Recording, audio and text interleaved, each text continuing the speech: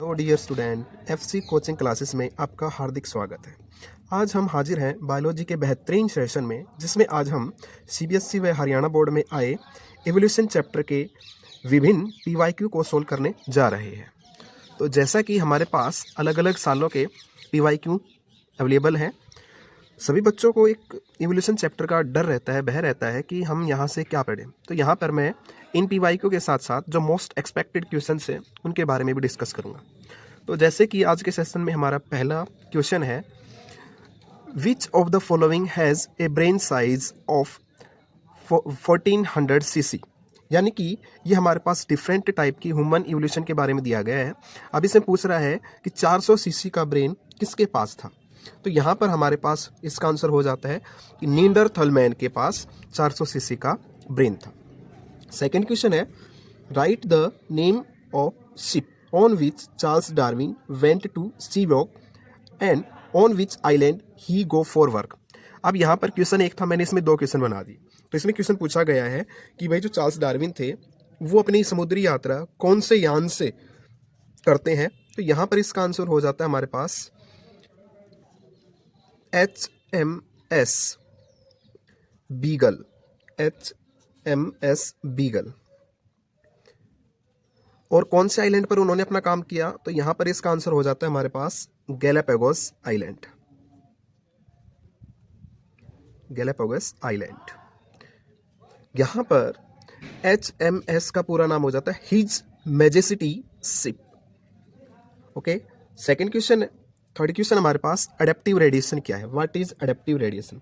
तो adaptive radiation का मतलब होता है कि भाई हमारे पास इवोल्यूशन का वो प्रोसेस जिसमें जो डिफरेंट स्पीसीज है वो एक कॉमन पॉइंट से अराइज होती हैं और वो वहाँ से रेडिएट कर जाती है, मूव कर जाती है, स्कैटर कर जाती है अलग अलग जियोग्राफिकल एरिया के अंदर।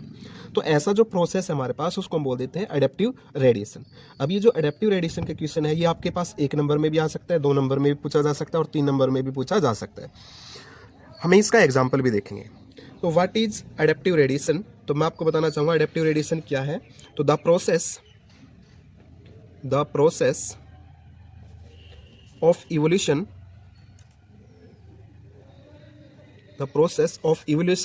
Of different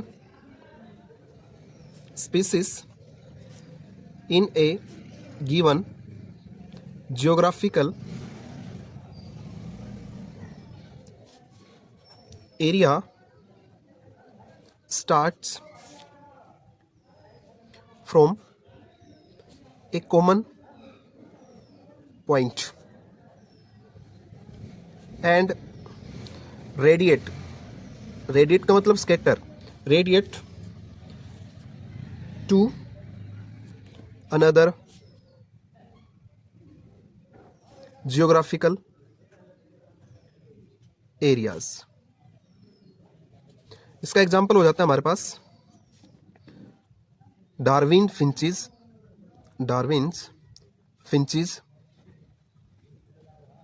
and Australian marsupials.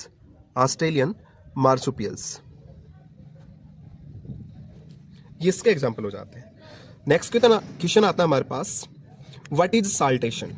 तो साल्टेशन जो है इसका मतलब होता है सिंगल स्टेप लार्ज म्यूटेशन। ये जो साल्टेशन का कॉन्सेप्ट है ये है ह्यूगो डी वेरीज का। तो इन्होंने बताया कि छोटे से स्टेप के अंदर बहुत ज़्यादा म्यूटेशन देखने को मिलता है। नेक्स्ट क्वेश्चन आता है हमारे पास, फर्स्ट मैमल्स वर लाइक, यानी कि पहले मैमल्स थे वो किसके जैसे दिखते थे। तो हम यहाँ पर आंसर लिखेंगे श्रिव। डायरेक्ट एनसीईआरटी की लाइन है। नेक्स्ट है, which was the biggest land dinosaurs. तो हमें सबसे बड़े लैंड डायनासोर्स का नाम बताना है। तो यहां पर हमारा एग्जाम्पल हो जाएगा ट्राइनासोर्स रेक्स, जो कि लगभग 20 फीट का था और इसके ड्रैगर टीथ थे, काफी ह्यूज बॉडी था, काफी भयानक दिखने वाला था। नेक्स्ट आता है, name the scientist who dismiss the spontaneous generation theory. तो स्पॉन्टेनियस जनरेशन थ्योरी क्या है। स्पॉन्टेनियस जनरेशन थ्योरी था, इसको हम थ्योरी ऑफ एबायोजेनेसिस भी बोल देते हैं। इसको हम थ्योरी ऑफ ए बायोजेनेसिस भी बोल देते हैं। इस ए बायोजेनेसिस का मतलब, ये स्पॉन्टेनियस जनरेशन का मतलब क्या है? कहता है कि life originate from dead, decaying और रोटिंग मटेरियल, यानी कि गले सड़े पदार्थों से, जैसे स्ट्रा है, मड है, वहाँ से लाइफ ओरिजिनेट हुई है, ऐसा मानना था स्पॉन्टेनियस जनरेशन के अंदर। और ये जो स्पॉन्टेनियस जनरेशन थ्योरी थी, ये दी थी एरिस्टोटल ने। एरिस्टोटल के साथ और भी थे, जैसे कि थेल्स था, एग्जामेंडर था। तो इन्होंने सभी ने स्पॉन्टेनियस जनरेशन या थ्योरी ऑफ एबायोजेनेसिस दिया। अब इस क्वेश्चन में पूछा गया कि किसने इसको डिसमिस किया, तो इस थ्योरी को डिसमिस किया था, हमारे पास 3 साइंटिस्ट आते हैं, जिसमें एक है लुईस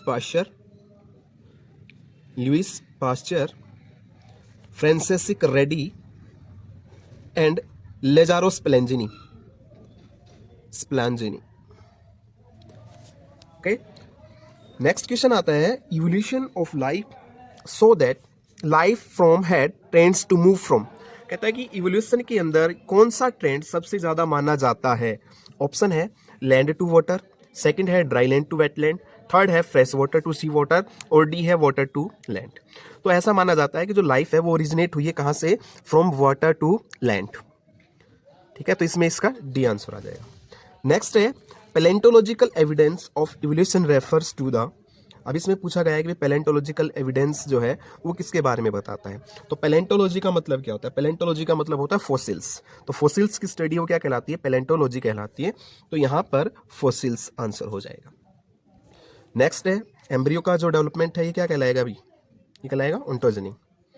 नेक्स्ट है कहलाएगा ओंटोजेनी।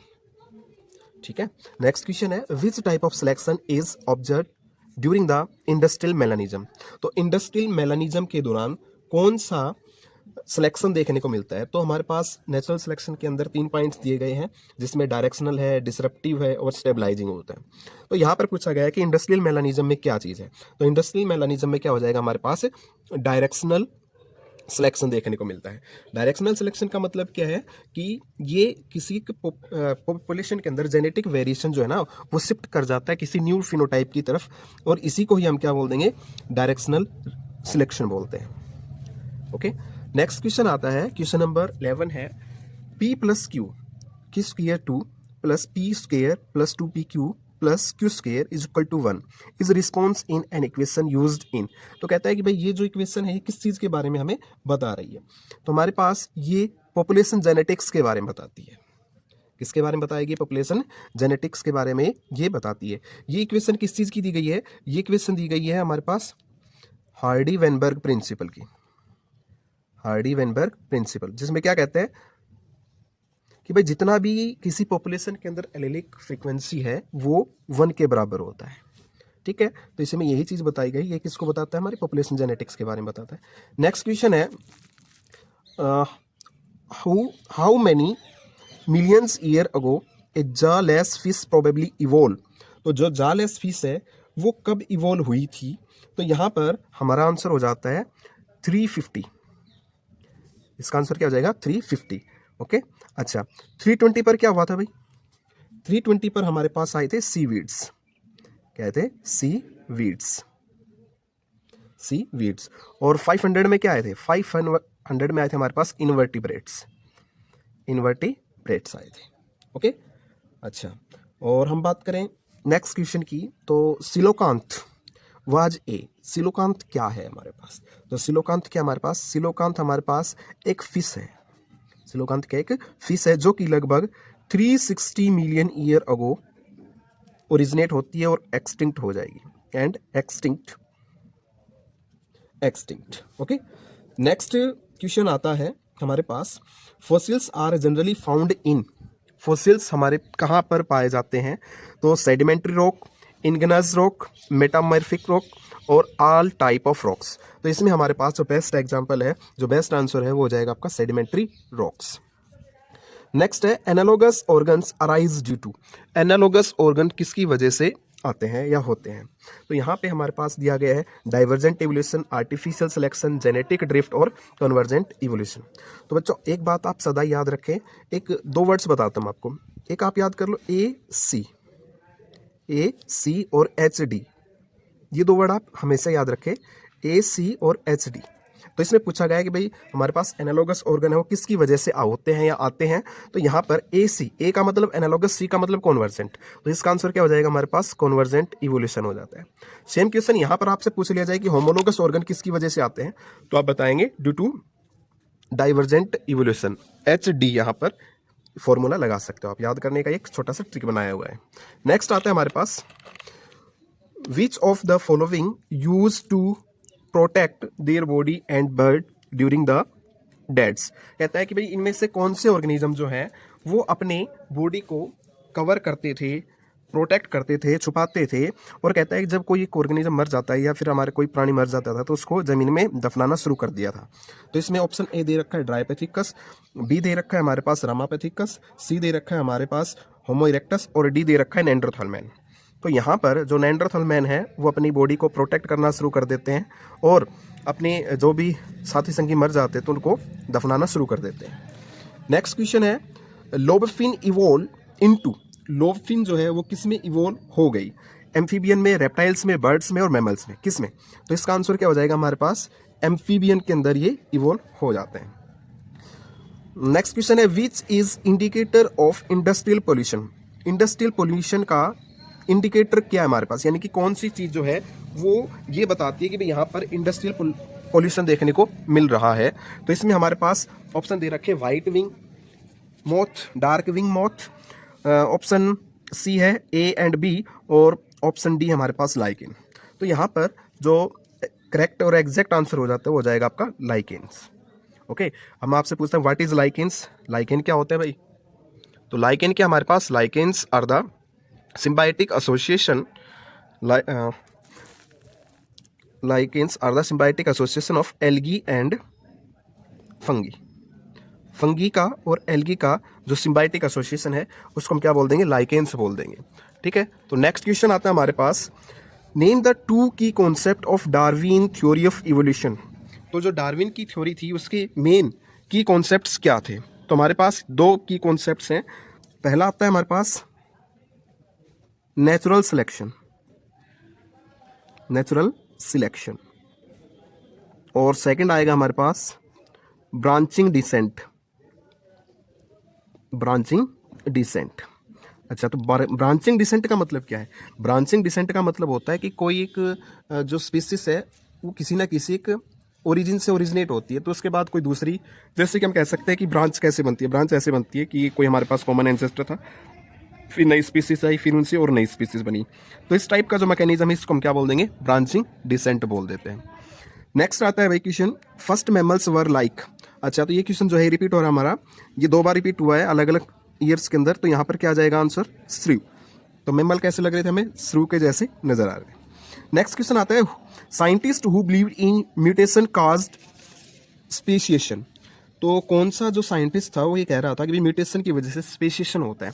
तो यहाँ पर म्यूटेशन का मतलब क्या होता है, म्यूटेशन का मतलब आता है भाई सडन चेंज, सडन चेंज। और स्पेशिएशन का मतलब क्या होता है, स्पेशिएशन का मतलब होता है formation of new species, formation of new species. ये क्या कहलाएगा, स्पेशिएशन कहलाता है। तो कौन सा ऐसा साइंटिस्ट था जो इस चीज को मानता था, यानी कि ये कॉन्सेप्ट किसका था। तो यहां पर आंसर आ जाएगा हमारे पास ह्यूगो डी वेरीज। तो ह्यूगो डी वेरीज से इन्होंने म्यूटेशन के बारे में बताया था, म्यूटेशन का कॉन्सेप्ट दिया था और इन्होंने बताया था कि हमारे पास जो स्पेशिएशन होता है वो म्यूटेशन की वजह से ही होता है। नेक्स्ट है होमोसेपियन मैन्स अराइज फर्स्ट इन।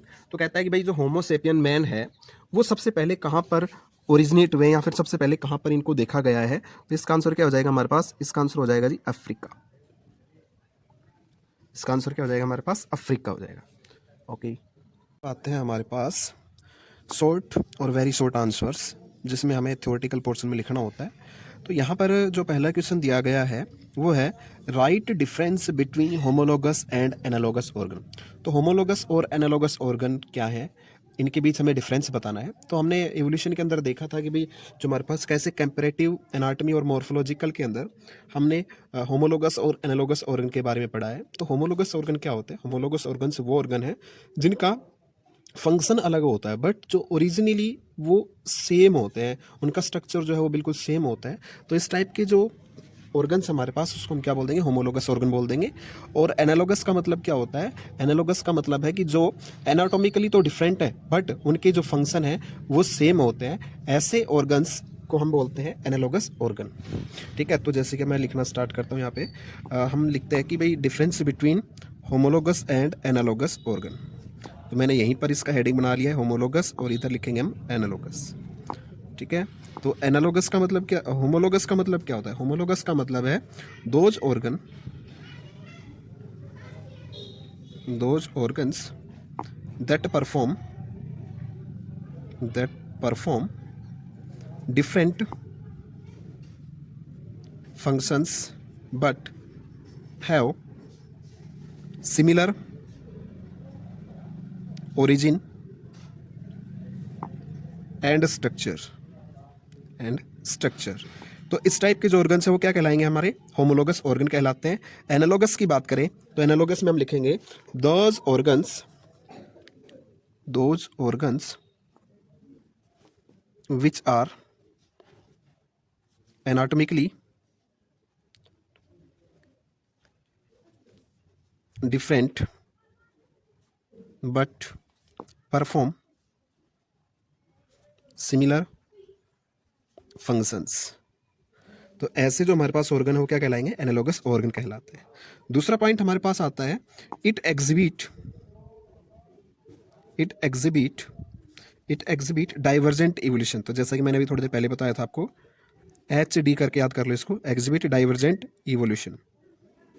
और यहां पर हम बताएंगे it exhibits convergent evolution. Okay, third point हम लिख सकते हैं it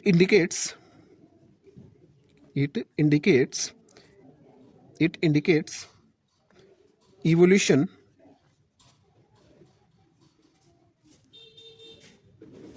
relation.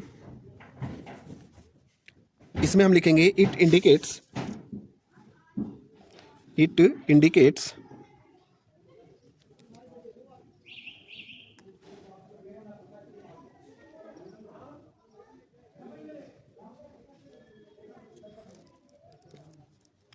it does not indicates evolutionary relationship।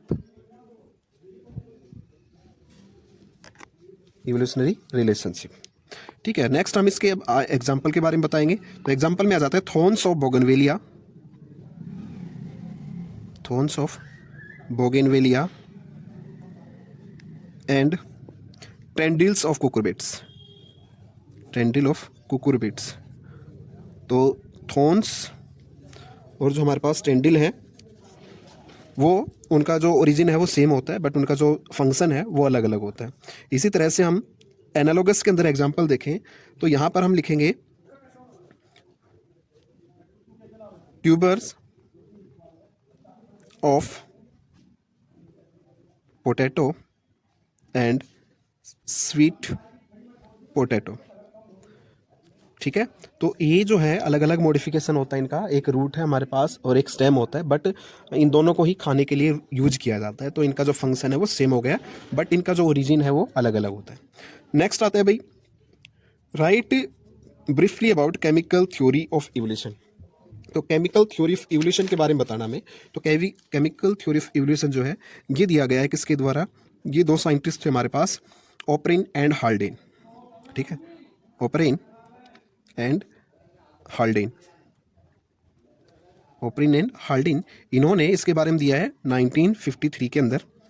तो ओपरिन और हाल्डेन ने क्या बताया? ओपरिन और हाल्डेन ने बताया है कि भाई किस तरह से जो लाइफ है वो प्री एग्जिस्टिंग ऑर्गेनिज्म से ओरिजिनेट हुई है। इसी को ही हम क्या बोलते थे? केमिकल थ्योरी बोल देते हैं।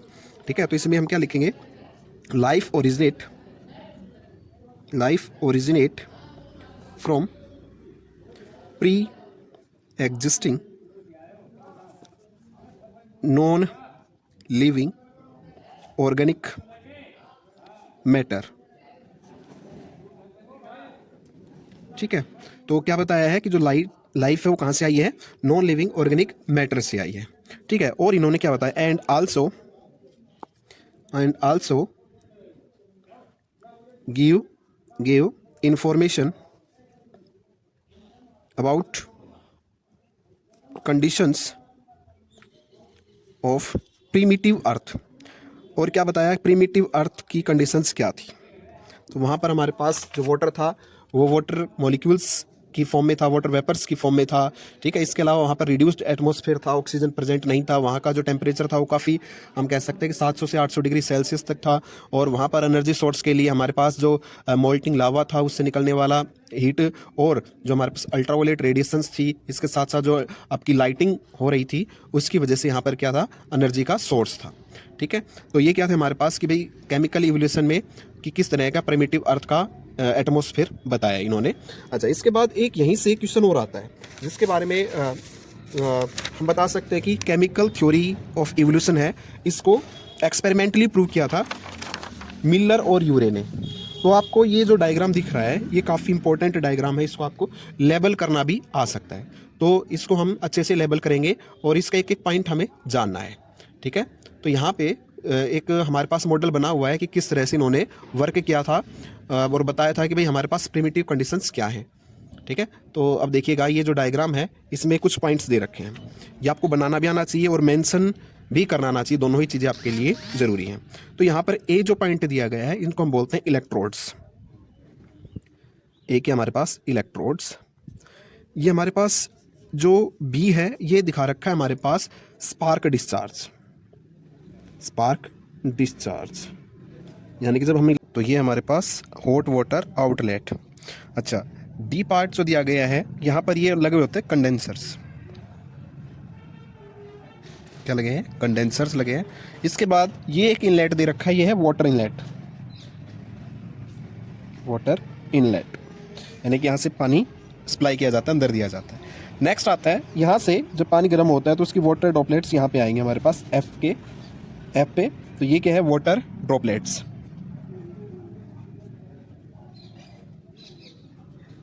अच्छा, इसके बाद हमारे पास जी जो दिया गया है दिस इज वाटर,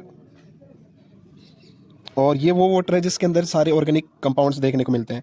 तो वाटर हैविंग ऑर्गेनिक कंपाउंड्स, इनके अंदर हमें ऑर्गेनिक कंपाउंड्स देखने को मिलते हैं।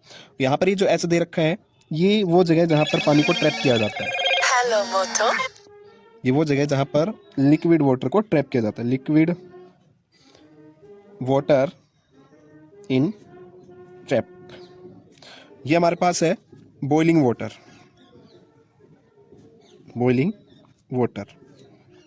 ये हमारे पास क्या है, बॉइलिंग वाटर। यहाँ से वाटर वेपर्स, यानी कि जब हमारा पानी जब गर्म होता है तो ऊपर की तरफ जाता है, तो वाटर वेपर्स ऊपर की तरफ जाएंगे।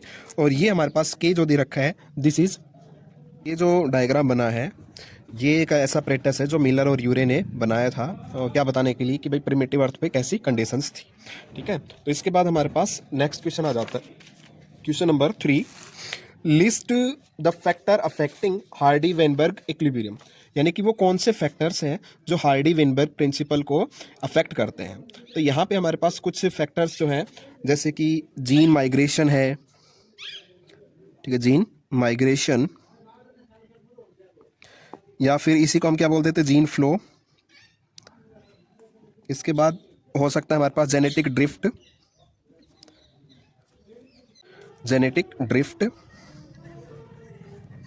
इसके बाद आता है हमारे पास genetic recombination.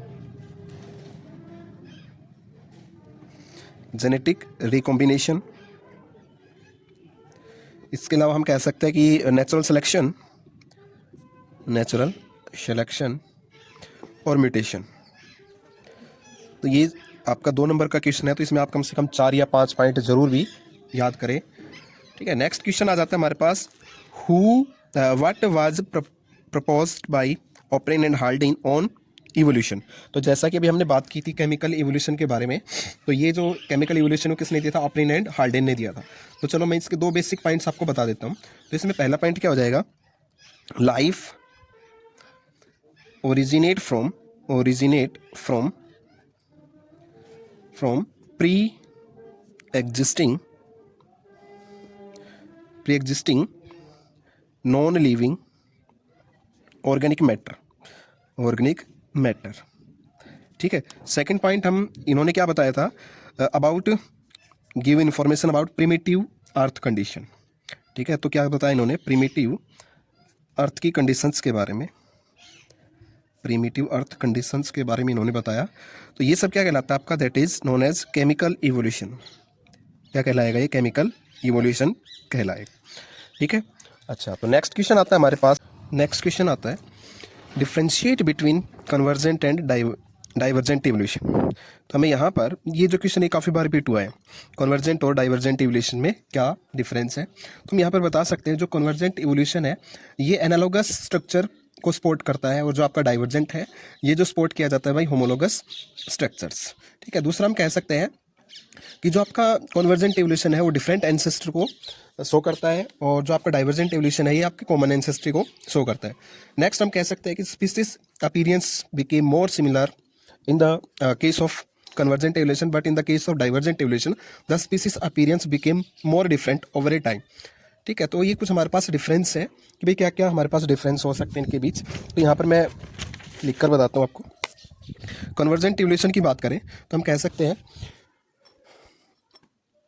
It is supported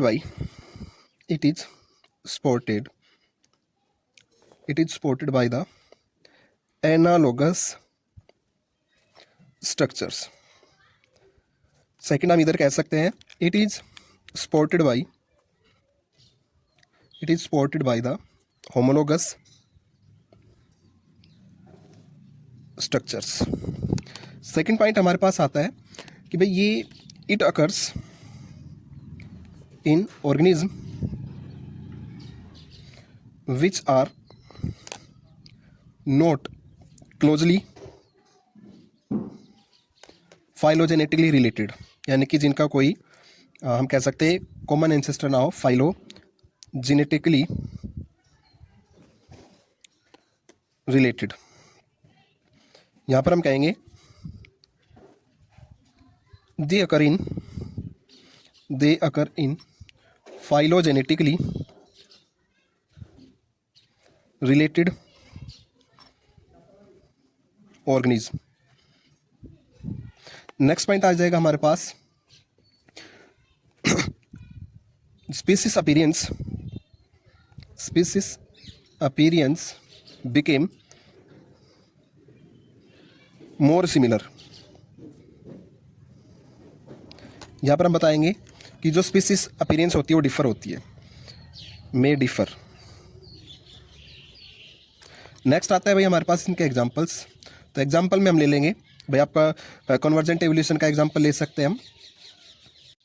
example है हमारे पास आई ऑफ ऑक्टोपस एंड मैमल्स। दूसरा हम एक एग्जांपल और ले सकते हैं thorns of bougainvillea and tendrils of cucurbits. यहाँ पर हम एग्जाम्पल की बात करें तो एग्जाम्पल आ जाएगा बोन्स ऑफ फोरलिम्ब ऑफ वर्टिब्रेट्स, जैसे कि मैन है, चीता है, बर्ड्स हैं। ठीक है। Wings of butterfly and birds. ठीक है। तो इस तरह से हमारे पास ये 2 या 3 नंबर में क्वेश्चन बन सकता है, तो हमें इसको अच्छे से पढ़ लेना है। नेक्स्ट आता है अभी आपका क्वेश्चन है how do Darwin's finches illustrate adaptive radiation, कि किस तरह से जो आपकी डार्विन की फिंचेज है वो अडेप्टिव रेडिएशन शो करती हैं। तो यहाँ पर मैंने इसका आंसर जो है ऑलरेडी लिख रखा है। अडेप्टिव रेडिएशन मीन्स, जैसा कि मैंने पहले बताया आपको कि अडेप्टिव रेडिएशन का मतलब क्या है। अडेप्टिव रेडिएशन का मतलब होता है भाई कुछ अलग अलग स्पीसीज जो कि एक कॉमन पॉइंट से अराइज होती हैं और फिर वो रेडिएट कर जाती हैं, यानी कि लिटरली मूव कर जाएंगी दूसरे ज्योग्राफिकल एरियाज के अंदर। तो ऐसी जो स्पीसीज है उसको हम क्या बोल देंगे, अडेप्टिव रेडिएशन बोल देते हैं। तो adaptive radiation means the process of evolution, ये एक ऐसा इवोल्यूशन है जिसमें of different species in A given geographical area, यानी कि अलग अलग जियोग्राफिकल एरिया के अंदर अराइज होती हैं, literally radiate to other geographical area, दूसरे एरिया के अंदर ही मूव कर जाती हैं। अब इसका एग्जाम्पल जैसे कि हमने पहले बताया था डार्विन फिंचीज हो सकता है, और दूसरा एग्जाम्पल इसका ऑस्ट्रेलियन मार्सुपियल्स। तो डार्विन्स फिंचीज वर ओरिजिनली सीड ईटिंग, तो जैसा कि माना जाता है कि पहले जो डार्विन की फिंचीज थी वो सीड्स खाती थी, जैसे कि दाने खाती थी, ग्रेन्स खाती थी, बट लिटरली बाद में उनको जैसा हैबिटेट मिला उनकी बीक वैसी मॉडिफाइड हो गई, जैसे कि वो इंसेक्ट खाना शुरू कर दिया था उसने, कुछ वेजिटेरियन रह गई थी, कुछ पेबल्स खाने लग गई थी, कुछ दूसरे वुड पैकर्स हो गए थे, तो उसी के हिसाब से उनकी बीक्स के अंदर मॉडिफिकेशन हो गया था। नेक्स्ट क्वेश्चन आता है हमारे पास, हमें बताना है with the help of 2 examples right the effect of anthropogenic action on organic evolution. तो यहाँ पर एक टर्म दिया गया एंथ्रोपोजेनिक, एंथ्रोपोजेनिक का मतलब होता है बाय ह्यूमन एक्टिविटी, यानी कि ह्यूमन एक्टिविटी के द्वारा कैसे ऑर्गेनिक एवोल्यूशन के अंदर इफेक्ट हुए हैं। तो उसके कोई 2 एग्जांपल बताने हमें। तो भाई हम इस ले सकते हैं कि जो हम एक्सेस यूज कर रहे हैं आज के दिन, डीडीटी का, हर्बिसाइड्स का, पेस्टिसाइड्स का, अब उसकी वजह से क्या हुआ है, उन ऑर्गेनिजम्स के अंदर मॉडिफिकेशन हो गया है। ठीक है, अब वो उनके लिए हम कह सकते हैं कि सेंसिटिव हो गए हैं, अब उनका उन पे कोई इफेक्ट नहीं पड़ता है। तो इस तरह से सिंथेसिस ऑफ एंटीबायोटिक रेजिस्टेंट, हमने कुछ ऐसे पैथोजेंस बनाए हैं जो एंटीबायोटिक रेजिस्टेंट हैं और हम उनका कंटिन्यू यूज़ करते हैं, तो उससे वो ऑर्गेनिज्म क्या हो जाएगा, सेंसिटिव हो जाता है। सेकंड है excessive use of herbicides and pesticides. तो यहाँ पर हम पेस्टिसाइड्स का यूज़ कर रहे हैं, हर्बिसाइड्स का यूज़ कर रहे हैं, जिसकी वजह से एक कम समय के अंदर बहुत सी स्पीसीज जो है वो क्या हो गई, सेंसिटिव हो गई हैं। ठीक है, तो इस तरह से हम यहाँ पे इसको लिख देंगे। नेक्स्ट क्वेश्चन आता है हमारे पास, क्वेश्चन नंबर 8 है, what is the Hugo D varies theory of evolution. Hugo D varies की थ्योरी क्या है और वो डार्विन की नेचुरल सिलेक्शन थ्योरी से कैसे डिफर है, कैसे अलग है। ठीक है, तो यहाँ पे अब हम बताएंगे, एक तरफ चलो हम इसको डायरेक्ट एक डिफरेंस की फॉर्म में ही लिख लेते हैं, इधर हम ह्यूजो डी वेरीज की थ्योरी के बारे में लिखेंगे, इधर हम डार्विन की थ्योरी के बारे में लिखेंगे। ओके, तो यहाँ पे पहले हम लिखते हैं भाई ह्यूजो डी वेरीज की थ्योरी के बारे में। तो ह्यूजो डी वेरीज की थ्योरी बेसिकली म्यूटेशन पर बेस्ड थी। ठीक है, तो पहला पॉइंट हमारा यही हो जाएगा कि Hugo D varies theory based on mutation, किस पर बेस्ड थी ये, म्यूटेशन पर बेस्ड थी। दूसरा, हम डार्विन की थ्योरी की बात करें तो ये डार्विन की थ्योरी जो है वो नेचुरल सिलेक्शन पर बेस्ड थी। तो यहाँ पर हम लिखेंगे Darwin theory was based on natural selection. ठीक है, तो ये नेचुरल सिलेक्शन पर बेस्ड है। तो पहला पॉइंट ये हो गया। दूसरा पॉइंट क्या हमारे पास, ह्यूजो डी वेरीज के अंदर हम कह सकते हैं कि जो म्यूटेशन है ना वो रैंडम और डायरेक्शनलेस होती है। तो mutations are random and directionless. ये क्वेश्चन काफ़ी बार पूछा गया है और आपसे एमसीक्यू में पूछा जा सकता है कि भाई म्यूटेशन कैसी होती है, डायरेक्शनल होती है, नॉन डायरेक्शनल होती हैं, रैंडम होती है, नॉन रैंडम होती है। तो ये बात आप अच्छे से ध्यान रखें। ठीक है, और डार्विन का सेकंड पॉइंट क्या था, तो डार्विन की जो वेरिएशन थी ना वो छोटी थी और डायरेक्शनल थी। ठीक है, छोटी थी और डायरेक्शनल थी। ये डायरेक्शन लेस है, वो डायरेक्शनल है। तो variations are small and directional. ठीक है, ये भी एक मेन डिफरेंस रहा था इनकी थ्योरी के बीच। थर्ड पॉइंट आ जाता है हमारे पास ह्यूजो डी वेरीज के अंदर कि भाई यहाँ पर जो है ना इवोल्यूशन म्यूटेशन की वजह से आती है। तो अकॉर्डिंग टू डी वेरीज के अकॉर्डिंग हम कह सकते हैं म्यूटेशन कोज इवोल्यूशन। क्या काज कर रहा है ये, इवोल्यूशन काज कर रहा है। यहाँ पर हम बात करें तो कहता है कि भाई आपका जो डार्विन कहता है कि भाई है ना वेरिएशन की वजह से ना एक माइनर इवोल्यूशन देखने को मिलता है, ज़्यादा इवोल्यूशन नहीं होता है। तो यहाँ पर according to Darwin minor variation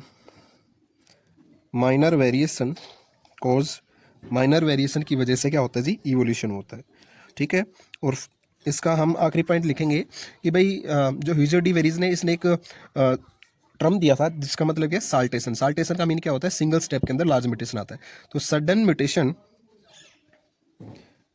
mutation cause evolution, का इवोल्यूशन, और इसी को हम क्या बोल देंगे, साल्टेशन। और साल्टेशन का भी हमने ऊपर भी जिक्र किया था। साल्टेशन का मतलब क्या होता है, single step large mutation, single step large mutation, ठीक है। और डार्विन का जो लास्ट पॉइंट था कि भाई जो आपकी इवोल्यूशन है वो एक ग्रेजुअल प्रोसेस है, स्लो प्रोसेस है। Evolution is gradual and slow process. तो जो इवोल्यूशन होता है वो आपका स्लो प्रोसेस है, ग्रेजुअल प्रोसेस है, ठीक है। तो इस तरह से हमारे पास यूजोडी वेरीज की और हम आपकी डार्विन थ्योरी के बीच डिफ्रेंशिएट कर सकते हैं। तो नेक्स्ट क्वेश्चन आता है हमारे पास, वो आपका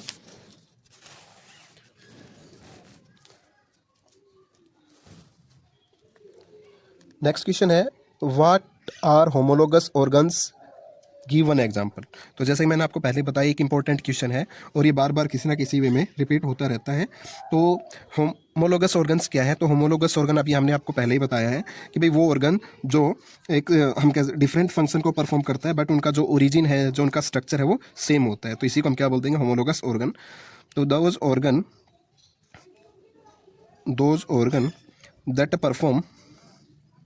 that perform different function but have similar origin and structure। तो ऐसे जो ऑर्गन हमारे पास वो क्या कहलाएंगे, वो कहलाएंगे आपके होमोलोगस ऑर्गन, ठीक है। क्या कहलाएंगे, आपके होमोलोगस ऑर्गन। और इसका एग्जांपल हम बात करें तो एग्जांपल ले लो आप इसका, फोर लिम्स ऑफ चीता, मैन, बैट, व्हेल। अब वैसे देखिए जब तो इन सभी के अंदर क्या है, फोर लिम्ब होता है, बट उनका फंक्शन सभी का क्या है, अलग अलग है। जैसे कि चीता की बात करें तो ये किस में हेल्प करते हैं, रनिंग में हेल्प करते हैं। ह्यूमन के अंदर भाई कोई भी हम हैंड एक्टिविटी करते हैं, ठीक है। और बैट के अंदर वो फ्लाइंग में हेल्प करता है, और व्हेल के अंदर ये स्विंग में हेल्प करता है, ठीक है। तो सभी का फंक्शन क्या हो जाता है भाई, इस तरह से अलग अलग हो जाता है। ओके, तो नेक्स्ट क्वेश्चन देखिए हमारे पास। नेक्स्ट क्वेश्चन है, right down the characteristic of Homo habilis और होमो इरेक्टस। होमो इरेक्टस और होमो हैबिलिस के बीच हमें क्या करना है, डिफरेंस बताना है, ठीक है। इनके बीच हमें क्या करना है, डिफरेंस बताना है। तो हमारे पास ये किसके पार्ट हो जाते हैं जी, ये दोनों पार्ट हमारे पास ह्यूमन इवोल्यूशन के, होमो हैबिलिस और होमो इरेक्टस, ठीक है। तो हम पहले होमो हैबिलिस के कैरेक्टर्स लिखेंगे, होमो हैबिलिस। तो होमो हैबिलिस की बात करें तो ये इनको हम हैंडी मैन के नाम से भी जानते हैं। किस नाम से जानेंगे इनको, हैंडी मैन के नाम से भी जानते हैं, ठीक है। ये हमारे पास फर्स्ट ह्यूमन लाइक थे, जिसको क्या बोला गया था, होमिनिड बोला गया था। फर्स्ट ह्यूमन लाइक बीइंग्स थे ये, और इनको क्या बोला गया, होमिनिड बोला गया था। क्या बोला गया, इनको होमोइन बोला गया था। नेक्स्ट पॉइंट हम कह सकते हैं कि भाई इनका जो ब्रेन कैपेसिटी था, ठीक है, इनका जो ब्रेन कैपेसिटी था वो था 650 से 800 सीसी, ठीक है। इनका क्रेनियल कैपेसिटी कितना था, 650 से 800 तक था। और इन्होंने फर्स्ट टाइम टूल बनाए थे, तो फर्स्ट टूल मेकर थे ये, ठीक है। लकड़ी की हेल्प से, पत्थर की हेल्प से इन्होंने क्या बनाए थे, टूल्स बनाए थे। और ये प्रोबेबली फ्रूट ईटर ही थे। अभी इन्होंने मीट वगैरह खाना स्टार्ट नहीं किया था, तो हम कह सकते हैं कि भाई दे आर फ्रूट ईटर। क्या थे, फ्रूट ईटर। और इनके जो यानी कि इनको सबसे पहले कहाँ पर देखा गया था, तो इनको अफ्रीका के अंदर देखा गया था भाई। कब देखा गया था, तो हम बता सकते हैं 1.7 मिलियन ईयर अगो, ठीक है। ये अफ्रीका के अंदर इनको देखा गया था फर्स्ट। सेकंड आता है हमारे पास होमो इरेक्टस। होमो इरेक्टस सेकंड क्या हमारे पास, होमो इरेक्टस। होमो इरेक्टस का एक करेक्टरिस्टिक फीचर ये हो जाता है कि भाई अभी इन्होंने ना केव्स के अंदर रहना स्टार्ट कर दिया था, तो केव डिवेलर्स थे, केव डिवेलर्स थे। दूसरा इन्होंने जो मीट खाना स्टार्ट कर दिया था, तो मीट ईटर है ये, ठीक है। इनका जो क्रेनियल कैपेसिटी था वो लगभग 900 सीसी का था। और इनको हम जावा मैन या फिर हम इनको पेकिंग मैन के नाम से भी जानते हैं, ठीक है। जावा मैन या पेकिंग मैन के नाम से भी इनको जानते हैं। और इनको first time about 1.5 million years ago कहाँ पर देखा गया, जावा के अंदर देखा गया था, ठीक है। तो ये हमारे पास इनके कुछ करेक्टरिस्टिक फीचर्स हैं। नेक्स्ट क्वेश्चन आता है हमारे पास, write down the examples of evolution by anthropogenic action. तो एंथ्रोपोजेनिक एक्शन के कुछ एग्जांपल्स बताने, तो इसको हम डिटेल में पीछे भी कर चुके हैं। चलो हम इसको और एग्जांपल लिख सकते हैं भाई। पहला हमारे पास एग्जांपल है origin of antibiotic resistant bacteria. ठीक है, हमने कुछ ऐसे बैक्टीरिया बना दिए जिनका एंटीबायोटिक पर कोई फर्क नहीं होता है। और हम लिख सकते हैं दूसरा, origin of DDT resistant mosquito. पहले क्या होता था, मॉस्किटो ज़्यादा होते थे तो उनको कम करने के लिए डीडीटी का स्प्रे किया जाता था, बट टाइम टू टाइम ऐसा कंटिन्यू चलता रहा तो एक समय ऐसा आ गया कि भाई उन मॉस्किटो पे डीडीटी का कोई फ़र्क नहीं पड़ता था। और origin of dark winged moth. ठीक है, ये हमारे पास किसका एग्जांपल हो जाता है, इंडस्ट्रियल मेलानिज्म का। ठीक है, तो इंग्लैंड के अंदर इंडस्ट्रियलाइजेशन से पहले जो मोथ थी वो वाइट विंग की होती थी, बट जैसे जैसे इवोल्यूशन हुआ है तो उनकी जो मोथ है उनका विंग कलर चेंज हो जाता है। ठीक है, नेक्स्ट क्वेश्चन आता है, राइट अबाउट लामार्क थ्योरी। तो लामार्क की थ्योरी ऑफ इवोल्यूशन क्या है, ठीक है ना। तो लामार्क का इवोल्यूशन क्या है उसके बारे में हमें बताना है। तो लामार्क का इवोल्यूशन क्या था। तो लामार्क क्या कहते हैं कि जो इवोल्यूशन है ना वो यूज और डिसयूज ऑफ ऑर्गन की वजह से होता है। ठीक है, यानी कि हम किसी ऑर्गन का ज़्यादा यूज़ करते हैं या कम यूज़ करते हैं तो इसकी वजह से उसमें क्या आ जाएगा, इवोल्यूशन आ जाता है। और इन्होंने जिराफ की जो इलोंगेटेड नेक है उसके बारे में बताया कि भाई पहले इनकी नेक छोटी होती थी, बट जैसे ही फोरेजिंग पैटर्न चेंज हुआ इनकी जो नेक का साइज है वो भी लेंथ बढ़ गया है। ठीक है, तो इवोल्यूशन अकर, मैं इसके बारे में बता देता हूँ। Evolution occur due to use and disuse of organ. ठीक है, किसकी वजह से हुआ है भाई, किसी ऑर्गन का हम ज़्यादा यूज़ कर रहे हैं, किसी का कम यूज़ कर रहे हैं, जिसकी वजह से इवोल्यूशन देखने को मिला है। और एग्जाम्पल हम लिख सकते हैं जिराफ। किसका एग्जाम्पल ले लें, जिराफ का एग्जाम्पल ले सकते हैं अकॉर्डिंग टू लामार्क। ठीक है, तो लामार्क बुडापेस्ट का की थ्योरी जो थी उसके कुछ पॉइंट्स थे। ठीक है, तो 3 पॉइंट मैं यहाँ पर आपके लिए मेंशन करता हूँ। तो पहला तो ये था इफेक्ट ऑफ एनवायरनमेंट। जैसे कि अभी हम जिराफ की बात कर रहे थे, फॉरेजिंग पैटर्न चेंज होता है यानी कि एनवायरनमेंट चेंज हुआ तो उनके अंदर चेंज देखने को मिला। सेकंड आता है effect of use and disuse of organ. ठीक है, किसी ऑर्गन का हम ज़्यादा यूज़ करते हैं, किसी का कम यूज़ करते हैं, तो उसकी वजह से भी हमें इवोल्यूशन देखने को मिलता है। और नेक्स्ट इन्होंने एक पॉइंट दिया कि भाई जो हमारे पास एक्वायर्ड करैक्टर है ना वो एक से दूसरी जनरेशन में पास होते हैं। तो the inheritance of acquired characters, इसके बारे में भी किसने बताया है, लामार्क ने ही बताया है।